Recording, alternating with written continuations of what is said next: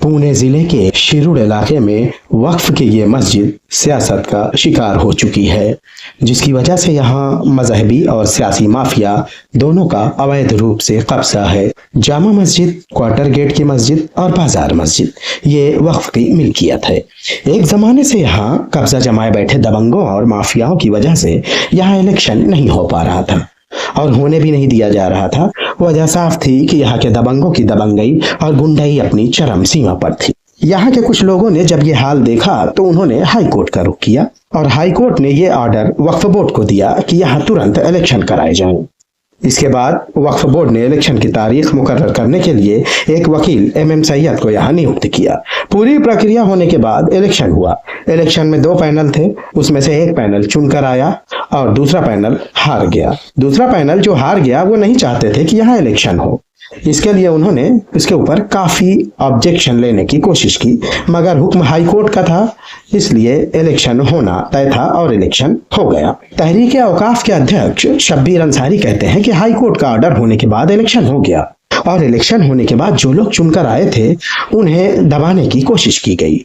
हमने वक्फ बोर्ड से कहा कि अगर इस पर अमल नहीं किया गया तो हम वापस से हाई कोर्ट जाएंगे। लेकिन हैरानी इस बात की है कि इलेक्शन तो हो गया, लेकिन यहाँ मौजूद मजहबी और सियासी माफियाओं के दबाव में वक्फ बोर्ड होने के कारण ये लोग उनको चेंज रिपोर्ट नहीं दे रहे हैं, जिसकी वजह से आज कई महीनों बाद भी हालात जस के तस हैं।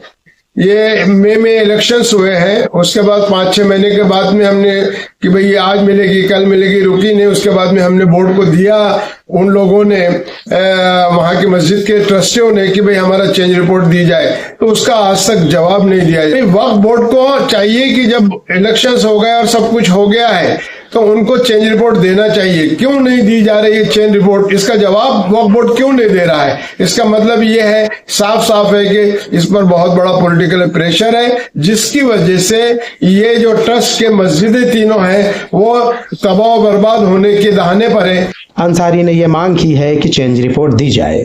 हालांकि वक्फ बोर्ड की तरफ से इसका आज तक कोई जवाब नहीं दिया गया। आज इस मिल्कियत का ये हाल है कि मस्जिदों में 5-5 महीनों से इमाम की तनख्वाहें नहीं है, किराया वसूल नहीं किया जा रहा है। अंसारी ने बताया कि मुंबई के कांग्रेस के छोट भैया नेता इब्राहिम भाईजान समेत कई ऐसे सियासी लीडर इसमें शामिल हैं।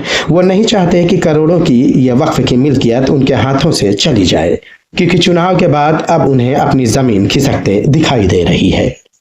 शाहिद अंसारी, बॉम्बे लीक्स, मुंबई। शाहिद अंसारी, मुंबई TV, मुंबई।